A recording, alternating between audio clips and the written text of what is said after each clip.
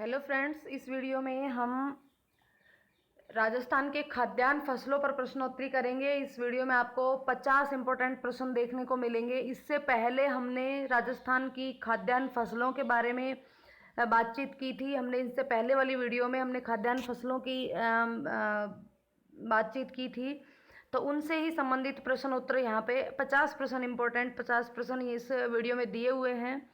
उम्मीद है आपके लिए ये यूज़फुल होंगे। तो चलिए प्रश्न शुरू करने से पहले शुरू करते हैं। और शुरू करने से पहले मेरी आपसे एक विनम्र रिक्वेस्ट है कि यदि आपने अभी तक इस चैनल को सब्सक्राइब नहीं किया है तो प्लीज़ चैनल को सब्सक्राइब जरूर कर लें। इससे हमें मोटिवेशन मिलता है, आपका इसमें कोई कुछ भी खर्च नहीं होता है। तो प्लीज़ चैनल को सब्सक्राइब कर लीजिए और बेल आइकन को भी क्लिक कर लीजिए। यदि आपको इसी प्रकार की वीडियो देखनी है या आप किसी भी कंपटीशन की तैयारी कर रहे हैं तो आप इस चैनल को सब्सक्राइब करके बेल आइकन करके ऑल को क्लिक कर लीजिएगा, ताकि आने वाली हर वीडियो का नोटिफिकेशन आपको तुरंत मिल जाए और आपके लिए वो उपयोगी सिद्ध हो सके।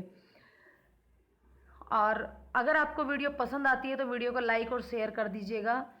साथ में यदि आपको जो राजस्थान की खाद्यान्न फसलों पर जो वीडियो दी हुई है, 3 से 4 वीडियो बनाई हुई है, यदि उनको आपको देखना है तो आपको ऊपर आई बटन में और डिस्क्रिप्शन बॉक्स में उसका लिंक मिल जाएगा, वहाँ जा कर के आप उसको देख सकते हैं।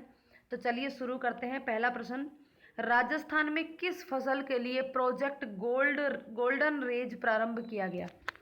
गोल्डन रेज जो प्रोजेक्ट है वो कौन सी फसल के लिए प्रारंभ किया गया? मक्का के लिए, अरहर के लिए, सरसों के लिए या फिर गेहूं के लिए? तो देखिए यहाँ पे प्रोजेक्ट गोल्डन रेज जो है ये राजस्थान में 2009 में शुरू किया गया था और ये मक्का के लिए शुरू किया गया है। ऑप्शन इसका ए सही जवाब होगा, ऑप्शन ए मक्का के लिए।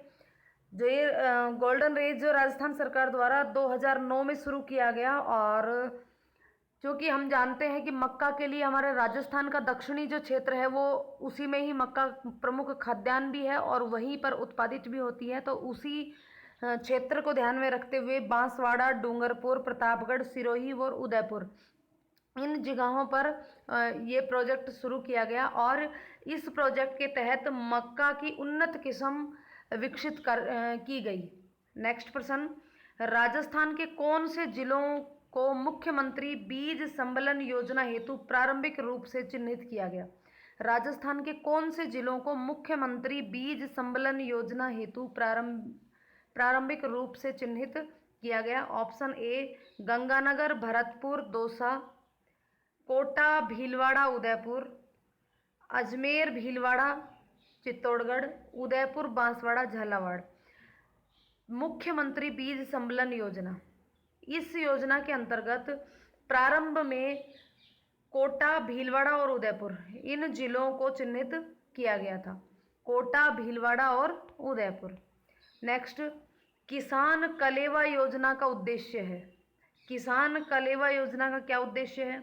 गुणवत्तापूर्ण बीज, गुणवत्तापूर्ण भोजन, खेती हेतु उपकरण या फसल बीमा योजना। तो यहाँ पे देखिए कलेवा शब्द आने से ही इसका अंदाजा आ जाना चाहिए। तो यहाँ पे इसका जवाब होगा गुणवत्तापूर्ण भोजन। किसान कलेवा योजना का उद्देश्य है गुणवत्तापूर्ण भोजन। नेक्स्ट प्रश्न, एक सूची यहाँ पे सूची दी हुई है 2 और उनको सम्मिलित करना है और सही जवाब देना है। एक तरफ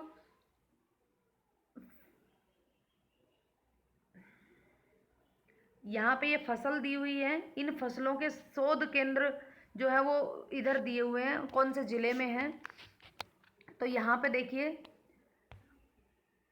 धनिया, सरसों, बाजरा, मक्का, इनके शोध केंद्रों का मिलान करना है भरतपुर, अजमेर, बांसवाड़ा और बाड़मेर में। तो आपको यहाँ पे इसका मिलान करना है। देखिए सबसे पहले धनिया, तो धनिया के लिए जो पहले आता हो सबसे पहले उसका मिलान कर लिया जाए। तो सबसे पहले हम करेंगे सरसों। सरसों भरतपुर, सेवर भरतपुर।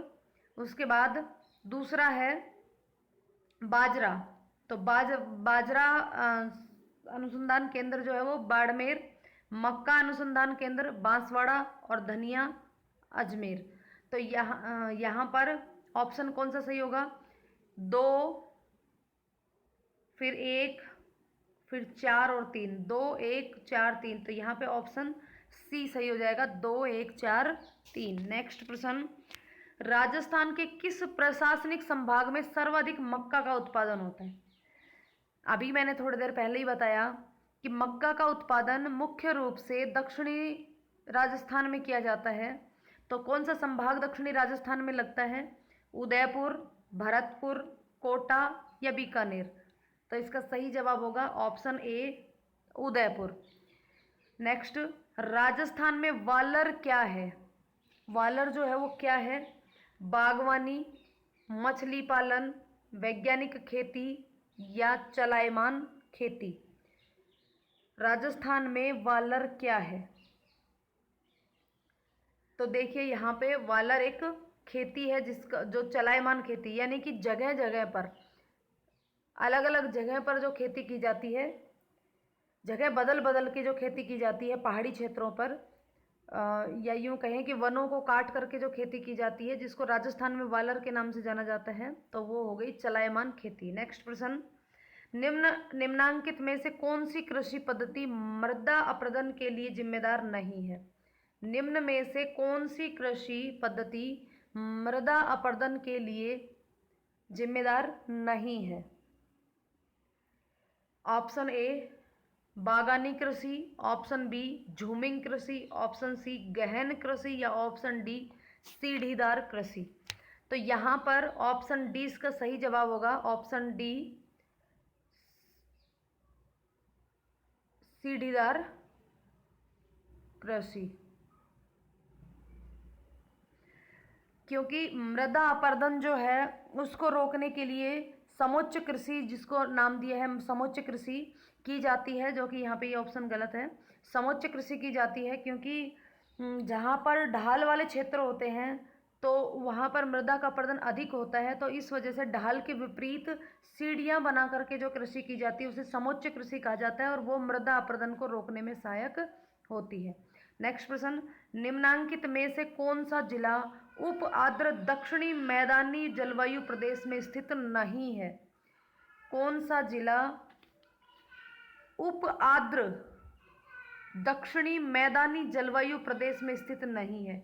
उदयपुर, राजसमंद, डूंगरपुर, भीलवाड़ा? तो ऑप्शन सी डूंगरपुर। नेक्स्ट प्रश्न, निम्न में से कौन सा सुमेलित नहीं है? एक तरफ ये इधर फसलें दे रखी है और सामने उनकी किस्में दे रखी हैं, तो कौन सी किस्म सही नहीं है वो आपको बताना है। ऑप्शन ए कपास, वीरनार, गेहूं, माही धवल, चावल, माही सुगंधरा, मक्का, माही कंचन? तो यहाँ पे कौन सा सुमेलित नहीं है वो बताना है। तो देखिए यहाँ पे ऑप्शन बी जो है वो असुमेलित है, क्योंकि माही धवल जो है वो मक्का की किस्म है। माही कंचन और माही धवल कृषि अनुसंधान केंद्र बांसवाड़ा द्वारा विकसित दोनों किस्में हैं, माही कंचन और माही धवल। कपास ये वीरनार कपास की किस्म है, और माही सुगंधा ये चावल की किस्म है। लेकिन गेहूं की किस्म कौन सी नहीं है? माही धवल नहीं है। माही कंचन और माही धवल ये दोनों बांसवाड़ा जो कृषि अनुसंधान केंद्र बांसवाड़ा है उसके द्वारा विकसित मक्का की उन्नत किस्में है ये। नेक्स्ट प्रश्न, बाढ़ प्रभावित क्षेत्रों में किस प्रकार की खेती की जाती है? बाढ़ प्रभावित क्षेत्रों में किस प्रकार की खेती की जाती है? दियारा खेती, तर खेती, तैरती खेती या आर्द्र खेती? तो यहाँ पे ऑप्शन ए दियारा खेती। ये दियारा खेती क्या होती है? जिन जगहों पर बाढ़ आती है, यानी कि बाढ़ से प्रभावित जो क्षेत्र होते हैं उन क्षेत्रों में बाढ़ खत्म होने के बाद जो समतल भूमि होती है उस भूमि पर जो खेती की जाती है उसको दियारा कहते हैं। और मोस्टली ये खेती जो है बिहार, असम, पश्चिम बंगाल इन सब जगहों पर की जाती है, क्योंकि यही क्षेत्र हैं जो बाढ़ प्रभावित होते हैं। और इस दियारा खेती का जो दूसरा नाम है वो है bowl like structure. Bowl like structure इसका दूसरा नाम है। तो यहाँ पे ऑप्शन ए आएगा, दियारा खेती। नेक्स्ट प्रश्न, ये प्रश्न नंबर 11 इधर है। पर्माकल्चर किसका पर्याय है? पर्माकल्चर किसका पर्याय है? पारिस्थितिकी कृषि, सिंचित कृषि, व्यापारिक कृषि या ले खेती। परमाकल्चर किसका पर्याय है? तो यहाँ पे ऑप्शन ए पारिस्थितिकी कृषि। इसका मतलब है कि जो भी जिस भूमि पर हम कृषि करने जा रहे हैं, उस जिस प्रकार की उस भूमि की जो भूमि जिस प्रकार की है, उसमें बिना किसी बाह्य हस्तक्षेप के यदि वहाँ पे कृषि की जाती है, बिना किसी छेड़छाड़ के यदि उस जमीन पर खेती की जाती है, तो उसको परमाकल्चर के नाम से जाना जाता है। यानी कि जिस भी प्रकार की प्राकृतिक स्थिति है भूमि की, उसी के अनुसार ही उसमें खेती की जाए तो वो परमाकल्चर कहलाता है। नेक्स्ट प्रश्न है, झूमिंग खेती किन क्षेत्रों में की जाती है? झूमिंग खेती किन क्षेत्रों में की जाती है? ऑप्शन ए पंजाब, राजस्थान, तटीय क्षेत्र या फिर पूर्वोत्तर प्रदेशों में झूमिंग कृषि। तो यहाँ पर झूमिंग कृषि जो है वो पूर्वोत्तर प्रदेशों में की जाती है, जहाँ पर पहाड़ियाँ वगैरह होती हैं, तो वहाँ पर वनों को काट कर या जला करके तब खेती की जाती है, उसको झूमिंग कृषि कहते हैं। और साथ में जगह बदल बदल के कृषि की जाती है, और राजस्थान में इसको वालरा की कृषि के नाम से जाना जाता है। नेक्स्ट प्रश्न, समुच्चय कृषि किन क्षेत्रों में होती है? बाढ़ प्रभावित क्षेत्रों में, मृदा विकारी क्षेत्रों में, क्षारीय मृदा क्षेत्रों में या अपर्दन प्रभावित पहाड़ी क्षेत्रों में। तो अभी भी इस एक प्रश्न आया था, उसमें भी मैंने बताया था कि जो समुच्चय कृषि है यह मृदा अपर्दन को रोकने के लिए की जाती है। तो यह अपर्दन प्रभावित पहाड़ी क्षेत्रों में की जाती है, जिससे मृदा के कटाव को रोका जा सके। और यह जो ढलान होता है पहाड़ी पर, उस ढलान के विपरीत सीढ़ियाँ बना करके ये कृषि की जाती है, इसको समुच्चय कृषि के नाम से जाना जाता है। नेक्स्ट प्रश्न, किस उर्वरक के उपयोग हेतु किस उर्वरक के उपभोग या उपयोग हेतु भारत पूरी तरह से आयात पर निर्भर है? यानी कि ऐसा कौन सा उर्वरक है जो पूरा का पूरा आयात किया जाता है? द्वितीयक पोषक, पोटास, फास्फोरस, नत्रजन। कौन सा उर्वरक है जो भारत पूरा का पूरा बाहर से मंगवाता है, संपूर्ण रूप से आयात पर निर्भर है? तो वह है potash, option B potash. Next प्रश्न, ऊसर मृदा सुधारक के रूप में किसका प्रयोग किया जाता है? ऊसर मृदा सुधारक के रूप में किसका प्रयोग किया जाता है? क्विक लाइम, भुजा चूना, जिप्सम या वर्मी कंपोस्ट। तो ऊसर मृदा की अगर हम बात करें तो यहाँ पे ऊसर मृदा का मतलब है क्षारीय मृदा से।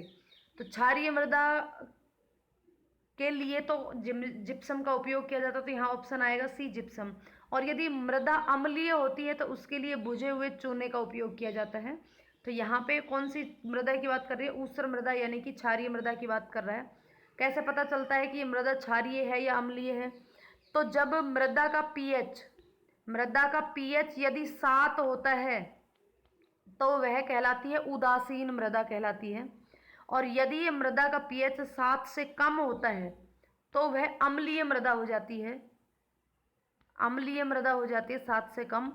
लेकिन यदि मृदा का पीएच 7 से ज़्यादा हो जाता है, यदि पीएच 7 से अधिक हो जाता है, 7 से पीएच यदि 7 से अधिक हो जाता है तो फिर वह मृदा कैसी हो जाती है? क्षारीय मृदा हो जाती है। और क्षारीय मृदा के लिए किसका उपयोग किया जाता है? जिप्सम का उपयोग किया जाता है। यदि यहाँ प्रश्न आ जाए कि अम्लीय मृदा सुधारक के लिए किसका प्रयोग किया जाता है, तो वहाँ पर भुजा हुआ चूना इसका आंसर होता। नेक्स्ट प्रश्न, भारत में कृषि को समझा जाता है जीविकोपार्जन का साधन, एक व्यवसाय, एक व्यापार या एक उद्योग। तो देखिए, भारत में कृषि एक जीविकोपार्जन का साधन है। नेक्स्ट प्रश्न, भारतीय कृषि में निम्न उत्पादकता का कारण है कम उत्पादकता। भारतीय कृषि में निम्न उत्पादकता का क्या कारण है? आवश्यकताओं से अधिक लोगों का कृषि कार्यों में लगा रहना, जोत का आकार छोटा होना, उत्पादन की पिछड़ी तकनीकी या उपरोक्त सभी। तो भारतीय कृषि के निम्न उत्पादकता का कारण ये सारे ही हैं। आवश्यकता से अधिक लोगों को कृषि कार्य में लगते हैं, तो प्रत्येक व्यक्ति जो अनाज जो मिलता है वो वैसे ही कम हो जाता है, तो उत्पादकता कम होती है। जोत का आकार भी छोटा ही है। साथ में पिछड़ी तकनीकियों का उपयोग होने से उत्पादन में कमी आती है। तो ये ऑप्शन डी इसका सही जवाब होगा, उपरोक्त सभी। नेक्स्ट प्रश्न, राष्ट्रीय हॉर्टिकल्चर मिशन किस पंचवर्षीय योजना में प्रारंभ किया गया था? राष्ट्रीय हॉर्टिकल्चर मिशन किस पंचवर्षीय योजना में प्रारंभ किया गया था? ऑप्शन ए 11वीं पंचवर्षीय योजना, ऑप्शन बी 10वीं पंचवर्षीय योजना, या 9वीं पंचवर्षीय योजना, या उपरोक्त में से कोई नहीं। तो यहाँ पे ऑप्शन बी 10वीं पंचवर्षीय योजना। राष्ट्रीय हॉर्टिकल्चर मिशन जो है वो 10वीं पंचवर्षीय योजना में शुरू किया गया था। नेक्स्ट प्रश्न, और साथ में यहाँ पे मैं आपको बता दूं कि इस मिशन में राज्य और केंद्र सरकार की अलग अलग भागीदारी थी। 85:15 की भागीदारी रही थी यहाँ पे हॉर्टिकल्चर मिशन में। 85:15, 85% केंद्र का और 15% राज्य का। नेक्स्ट प्रश्न, शुष्क खेती में वार्षिक वर्षा कितने सेंटीमीटर से कम पाई जाती है? शुष्क खेती में वार्षिक वर्षा कितने सेंटीमीटर से कम पाई जाती है? Option A 50 centimetre, 20 centimetre, 40 centimetre, या 35 सेंटीमीटर। तो यहाँ पे ऑप्शन ए 50 सेंटीमीटर। हमारे राजस्थान में 50 से लेकर के 100 सेंटीमीटर तक की ही वर्षा होती है। तो 50 से 100 सेंटीमीटर तक की वर्षा जो है वो अर्ध शुष्क के अंतर्गत आती है, जबकि पश्चिमी राजस्थान की यदि बात करें तो वो शुष्क खेती के रूप में जानी जाती है, क्योंकि 50 सेंटीमीटर से कम वर्षा जो है वो शुष्क खेती, 50 से 100 के बीच में अर्ध शुष्क, 100 से 200 तक आर्द्र कृषि, और 200 से अगर ऊपर है तो वो तर कृषि के रूप में जानी जाती है। नेक्स्ट प्रश्न, रैचिंग पद्धति किस देश में बहुतायत रूप में पाई जाती है? रैचिंग पद्धति किस देश में बहुतायत के रूप में पाई जाती है? रैचिंग पद्धति, option A Australia, America, Britain, चीन। तो ऑप्शन ए ऑस्ट्रेलिया। रैचिंग पद्धति का मतलब है कि बाड़ा कृषि। रैचिंग पद्धति का मतलब है बाड़ा कृषि। नेक्स्ट प्रश्न, भारत में सामान्यतः खेती की कौन सी पद्धति अपनाई जाती है? सामान्यतः खेती की कौन सी पद्धति अपनाई जाती है? विशिष्ट खेती, मिश्रित खेती, शुष्क खेती, या फिर रैचिंग खेती। तो ऑप्शन बी मिश्रित खेती। किस प्रकार से मिश्रित खेती? यानी कि खेती के साथ साथ, कृषि के साथ साथ पशुपालन भी किया जाता है। तो जब पशुपालन और कृषि दोनों कार्य एक साथ किए जाते हैं तो उसको मिश्रित खेती के नाम से जाना जाता है। नेक्स्ट प्रश्न, भारत में हरित क्रांति का जनक किसे माना जाता है? भारत में हरित क्रांति का जनक R D. Gadgil, doctor William Gaud, doctor Norman Borlaug, doctor M S. Swaminathan.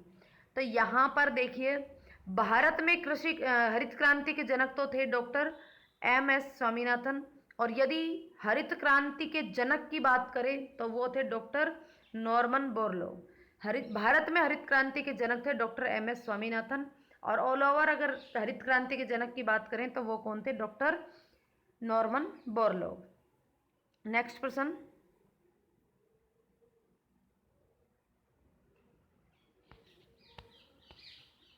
Rajasthan में शुष्क खेती उन भागों में की जाती है जहां, अभी अभी ये प्रश्न आया था कि शुष्क खेती क्या होती है, अर्ध शुष्क क्या होती है, आर्द्र कौन सी होती है, और तर कौन सी होती है, अभी मैंने बताया। तो इसका सही जवाब देखिए, राजस्थान में शुष्क खेती उन स्थानों पर की जाती है जहां 50 सेंटीमीटर से कम वर्षा हो, झूमिंग प्रणाली प्रचलित हो, 100 सेंटीमीटर तक वर्षा हो, या फिर 100 सेंटीमीटर से अधिक वर्षा हो। तो यहाँ पे ऑप्शन सिंपल सा है, ऑप्शन ए, जहाँ वर्षा 50 सेंटीमीटर से कम हो। जहाँ पर 50 सेंटीमीटर से 100 सेंटीमीटर के मध्य होती है वर्षा, वहाँ अर्ध शुष्क खेती की जाती है, और जहाँ पे 100 से अधिक होती है तो उसको आर्द्र कृषि के नाम से जाना जाता है। तो यहाँ पे ऑप्शन ए इसका सही जवाब होगा। नेक्स्ट प्रश्न, सूची 1 और 2 को सुमेलित करके आंसर देना है। एक तरफ फसल दे रखी है और दूसरी तरफ उनकी किस्म दे रखी मक्का। तो देखिए मक्का की जो किस्म है वो है माही धवल, माही धवल और माही कंचन, ये दोनों ही मक्का की किस्में हैं। चावल की डागर, सरसों, वरदान और चना की दोहद येलो। तो यहाँ पे ऑप्शन हो जाएगा 2, 4, 3 और 1, 2, 4, 3 और 1, यानी कि ऑप्शन सी। मक्का की किस्म है माही धवल, चावल की डागर, सरसों की वरदान और चने की दोहद येलो। तो ऑप्शन सी 2, 4, 3, 1। नेक्स्ट प्रश्न, राजस्थान में बाजरा अनुसंधान केंद्र कहाँ स्थित है?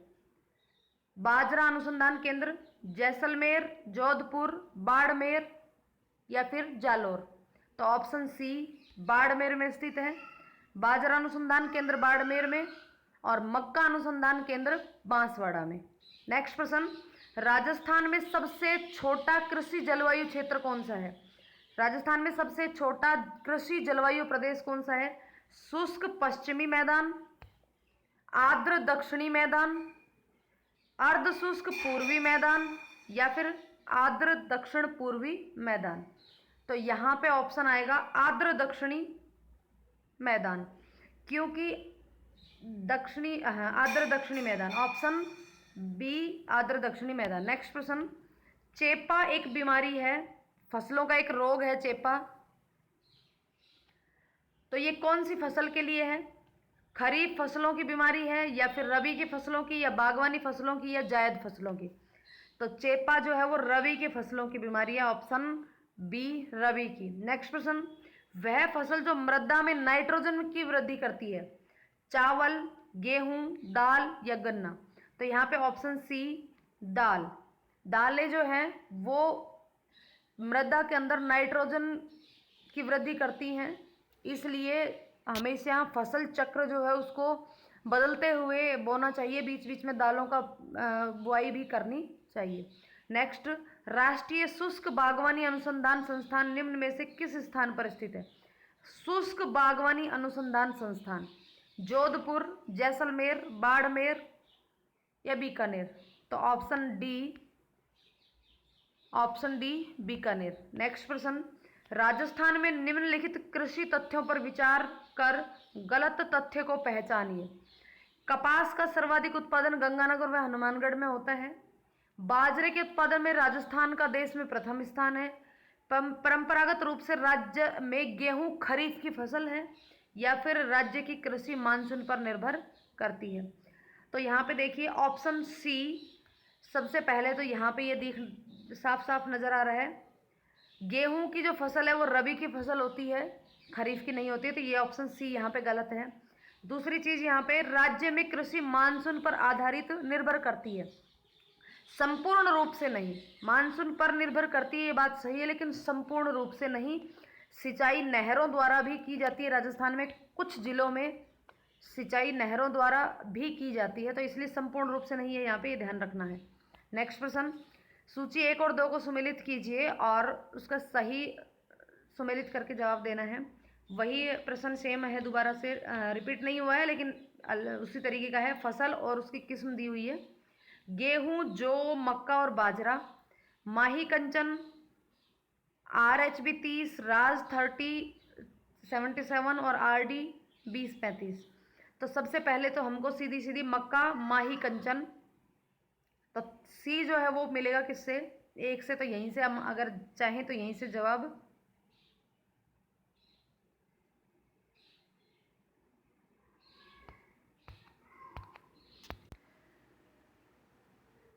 गेहूं की राज 3077, जौ की RD 2035 और बाजरे की RHB 30। तो यहाँ पे ऑप्शन हो जाएगा 2, 2, 4, 1 मिनट, 2, 4 नहीं, 3,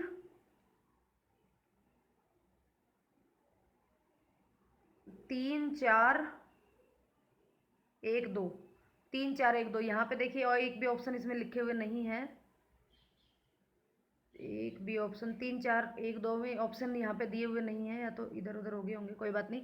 तो यहाँ पे आपको देख लेने हैं ये ऑप्शन, देखिए यहाँ पे थोड़ा मिस्टेक है इस ऑप्शन में। सूची 1 और 2 को सम्मिलित करनी है, एक तरफ फसल और एक तरफ किस्में दी हुई है। गेहूं जो है उसकी किस्म है राज 3037, जौ की किस्म है RD 2035, मक्का की जो किस्म है वो है माही कंचन, और बाजरा की जो किस्म है वो है RHB 30।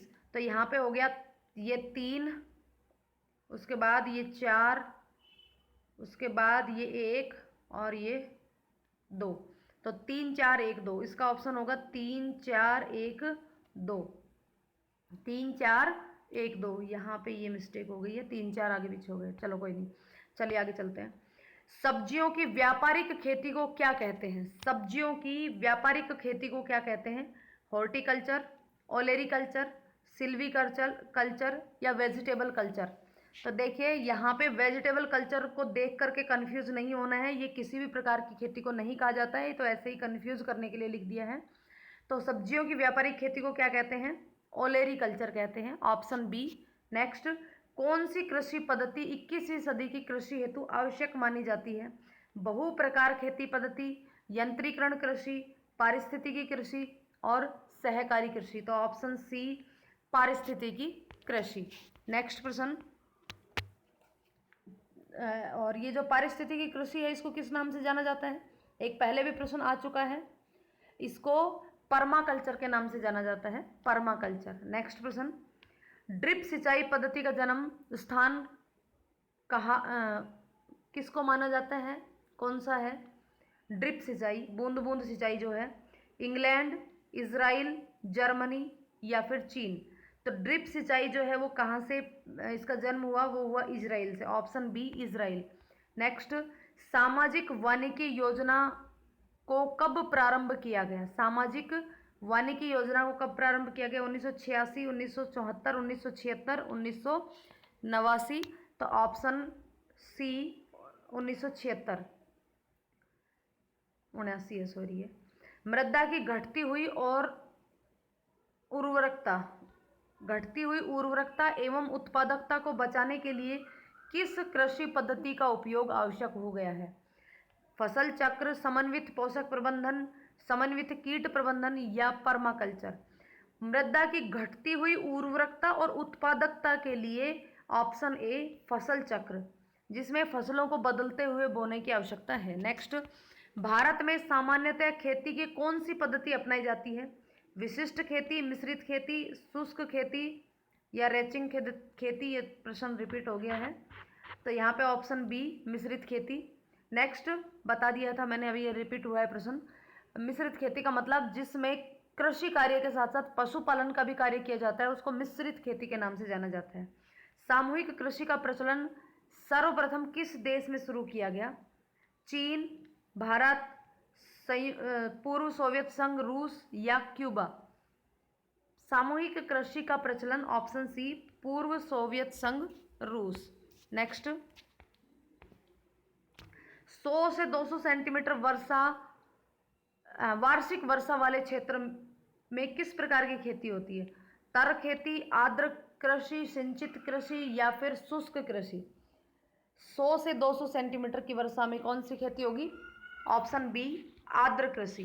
50 से नीचे शुष्क, 50 से 100 अर्ध शुष्क, 100 से 200 आर्द्र और 200 से ऊपर तर। नेक्स्ट प्रश्न, कृषि अनुसंधान केंद्र मंडोर कौन से कृषि जलवायु प्रदेश में स्थित है? अंतःस्थलीय जलोत्सरण क्षेत्र में, शुष्क पश्चिमी मैदान में, सिंचित उत्तर पश्चिमी मैदान में या लूणी बेसिन का अंतर्वर्ती मैदान? तो मंडोर जो है वो जोधपुर में स्थित है, तो जोधपुर कहाँ स्थित है? शुष्क पश्चिमी मैदान में, शुष्क पश्चिमी मैदान में। नेक्स्ट, खसरा संबंधित है भूमि का क्षेत्र, राजकीय कर, सार्वजनिक भवन या धार्मिक कर? तो ऑप्शन ए भूमि का क्षेत्र। माही ध्वल राजस्थान की किस प्रमुख फसल की किस्म है? मक्का, ज्वार, गेहूं या चना, तो ऑप्शन ए मक्का। माही धवल और माही कंचन दोनों ही मक्का की किस्में हैं जो कि बांसवाड़ा द्वारा विकसित कृषि अनुसंधान केंद्र बांसवाड़ा द्वारा विकसित की गई उन्नत किस्में हैं। नेक्स्ट, दक्षिण पूर्वी राजस्थान क्षेत्र में स्थानांतरित कृषि निम्न में से किस नाम से जानी जाती है? स्थानांतरित जगह बदल बदल के जो कृषि की जाती है उसको किस नाम से जाना जाता है राजस्थान में? खालरा, टापरा, झूमरा या वालरा, तो ऑप्शन डी वालरा। नेक्स्ट प्रश्न, निम्न कथनों पर विचार कीजिए। राजस्थान में कृषि पूर्णतः वर्षा पर निर्भर है। राजस्थान में प्रति वर्ष कम व असमान वर्षा के कारण सूखे की स्थिति बनी रहती है। कम वर्षा से असिंचित फसलों का उत्पादन प्रत्यक्ष रूप से प्रभावित होता है। कौन सा सही है इसमें? 1 व 2 सही है, केवल 2 सही है, केवल 1 सही है, 2 या 3 सही है। तो देखिए, कृषि जो राजस्थान में कृषि है वो वर्षा पर तो निर्भर करती है लेकिन पूर्णतः वर्षा पर निर्भर नहीं करती। राजस्थान में कृषि का कुछ क्षेत्रफल नहरों द्वारा भी सिंचित है। तो यहाँ पे ऑप्शन ए गलत है, तो ऑप्शन 2 और 3 सही है, तो यहाँ पे डी आंसर सही होगा। नेक्स्ट प्रश्न, राजस्थान में कृषि उपज मंडी अधिनियम कब पारित किया गया? 1962, 1960, 1961, 1963। तो राजस्थान में कृषि उपज मंडी अधिनियम 1961 में पारित किया गया। नेक्स्ट प्रश्न, सीरवी जाति कृषि से जुड़ी हुई है, यह अधिकांशतः किस जिले में पाई जाती है? कृषि से जुड़ी हुई है तो यह अधिकांशतः किस जिले में पाई जाती है? कोटा, उदयपुर, जोधपुर या भरतपुर, तो ऑप्शन सी जोधपुर। नेक्स्ट, निम्नलिखित में से कौन सी फसल सफेद सोना के नाम से जानी जाती है? सोयाबीन, तंबाकू, कपास या फिर गेहूं, तो ऑप्शन सी कपास। नेक्स्ट, राष्ट्रीय सरसों अनुसंधान केंद्र राजस्थान के किस स्थान पर स्थित है? सरसों अनुसंधान केंद्र नदबई भरतपुर, सेवर भरतपुर, नोह भरतपुर या डीग भरतपुर, तो यहाँ पे ऑप्शन आएगा बी सेवर भरतपुर। नेक्स्ट प्रश्न 49 नंबर, राजस्थान में मरुस्थल विकास कार्यक्रम किस वर्ष में प्रारंभ किया गया? 1991-92, 1974-75 में, 1984-85 या 1977-78 में, तो ऑप्शन डी 1977-78 में। नेक्स्ट प्रश्न, निम्न में से कौन सा समूह राजस्थान में खरीफ की फसल से संबंधित है? अरहर, चना, जौ, बाजरा, अरहर, चना, जौ, बाजरा, अरहर, मक्का, बाजरा, सरसों, मक्का, बाजरा, ज्वार, अरहर, मक्का, बाजरा, सरसों, जौ।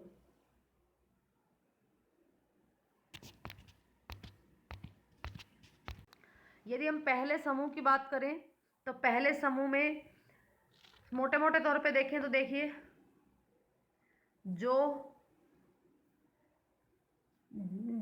है वो रबी की फसल है। उसके बाद इधर सरसों, इधर सरसों और जौ, तो यहाँ पे केवल क्या बच गया? ऑप्शन सी मक्का, बाजरा, ज्वार और अरहर। ये कौन सी फसल है? खरीफ की फसल है। यहाँ पे चना और जौ, इधर सरसों और इधर सरसों और जौ, ये रबी की फसल है। तो केवल खरीफ की फसल कौन सी रह गई? मक्का, बाजरा, ज्वार और अरहर। तो ये 30 प्रश्न थे, 50 प्रश्न थे। उम्मीद है आपको इन प्रश्नों से ज़रूर हेल्प मिली होगी। और यदि आपको ये वीडियो पसंद आई हो और आपको इससे फ़ायदा मिला हो तो इस वीडियो को लाइक ज़रूर कर दीजिएगा और इसको शेयर भी कर दीजिएगा। और यदि आपने चैनल को सब्सक्राइब नहीं किया है तो प्लीज़ चैनल को सब्सक्राइब ज़रूर कर लीजिएगा और साथ में बेल आइकन को क्लिक भी कर दीजिएगा। इसी के साथ वीडियो के अंत तक बने रहने के लिए धन्यवाद।